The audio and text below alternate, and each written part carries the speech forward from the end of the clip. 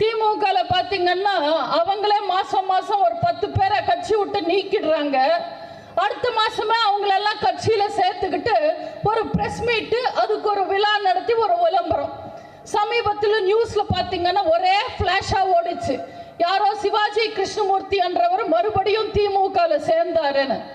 யார்ப்பா இந்த சிவாஜி கிருஷ்ணமூர்த்தின்னு கேட்டா அவர் ஒரு பேச்சாளர்.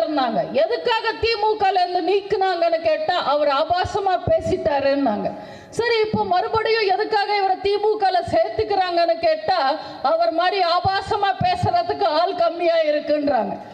இந்த நிலைமையில போயிட்டு இருக்க திமுக இவங்கெல்லாம் எங்கேருந்து தனியா நிக்கிறது?